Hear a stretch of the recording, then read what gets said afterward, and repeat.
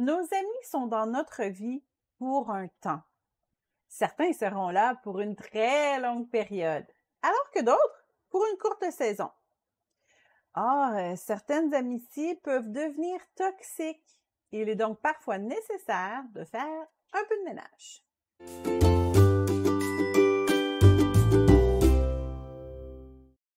Il est étonnant de voir l'attitude parfois extrême de Paul envers certains croyants.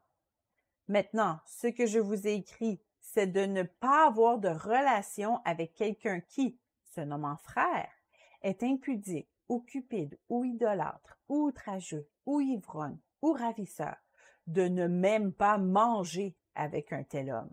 1 Corinthiens 5:11. Paul conseille d'éviter tout contact avec un chrétien qui s'adonne au péché. Il va même encore plus loin, quelques versets plus loin. Si quelqu'un n'aime pas le Seigneur, qu'il soit anathème. Maranatha. 1 Corinthiens 16, verset 22.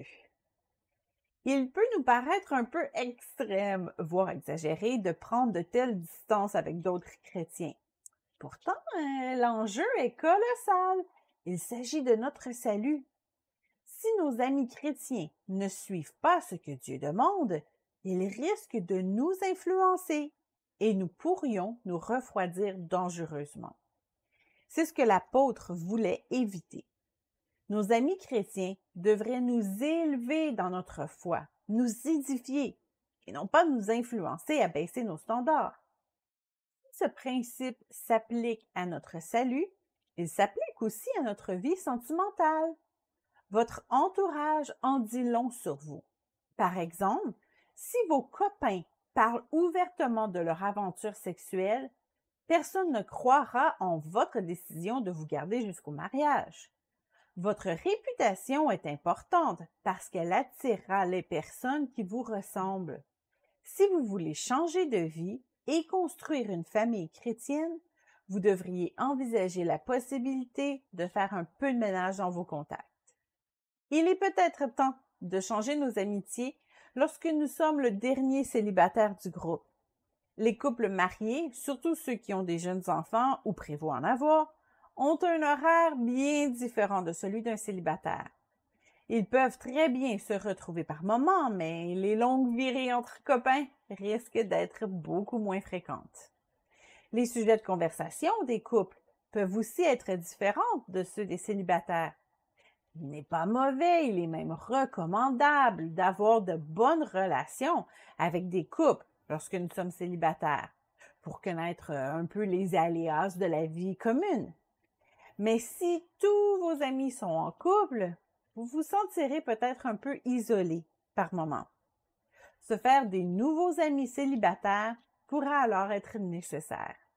Il vous serait aussi sage de songer à changer votre groupe d'amis s'ils ont tous une opinion négative des relations de couple. Que ce soit des célibataires frustrés ou blessés d'une relation passée, ou que ce soit des couples dont la relation bat de l'aile, si tout ce que vos amis vous partagent sont des histoires d'horreur concernant la vie de couple, et vous serez sage de trouver d'autres amis qui, eux, ont une expérience positive. Sinon, vous vous lancerez dans une relation avec des pensées négatives, probablement en vous plaçant dans une position défensive et suspicieuse, ce qui n'est pas juste, bien sûr, pour la personne que vous viendrez de rencontrer. Comment se faire un nouveau groupe d'amis? D'abord, ne soyez pas triste. Si vous devez chercher de nouvelles amitiés parce que tous vos amis sont mariés, ne tombez pas dans le désarroi. Oui, ces quelques personnes sont mariées, mais il y en a encore des milliers de célibataires dans le monde. Vous n'êtes pas le dernier. Il est important de refuser la tristesse ou la déception, sinon vous aurez une attitude déprimante à chercher de nouveaux amis. Et ce n'est définitivement pas la bonne attitude à avoir pour rencontrer de nouvelles personnes. Un chapitre se termine, mais le prochain sera peut-être même meilleur. Ne désespérez pas. Votre nouveau groupe d'amis n'est pas là pour remplacer le premier. Ils ne sont pas des prix de consolation. Ce sont de nouveaux horizons à découvrir, avec leurs forces leurs faiblesses. Et où trouver de nouveaux amis? Commencez par servir à votre Église. Vous y rencontrerez des personnes formidables. Vous pouvez aussi servir dans d'autres événements chrétiens selon vos intérêts. Invitez ensuite une des personnes qui semblent partager certains de vos intérêts à aller prendre un café ou toute autre activité. Continuez ensuite de nourrir cette nouvelle amitié par d'autres activités, par des messages et des paroles encourageantes. Répétez le processus avec d'autres personnes intéressantes et créez-vous ainsi un petit groupe. Bâtir de nouvelles amitiés peut sembler inconfortable au début, mais laissez votre orgueil de côté et investissez-vous dans ces nouvelles relations et l'inconfort disparaîtra rapidement. Tant qu'à y être, profitez-en pour vous créer un nouveau cercle d'amis mixte. Nous en avons déjà parlé des avantages d'avoir des amis des deux sexes dans notre entourage.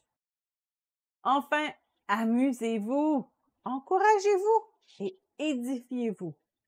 Que la parole de Christ habite parmi vous abondamment. Instruisez-vous et exhortez-vous les uns les autres en toute sagesse, par des psaumes, par des hymnes, par des cantiques spirituels, chantant à Dieu dans vos cœurs sous l'inspiration de la grâce. Colossiens 3,16.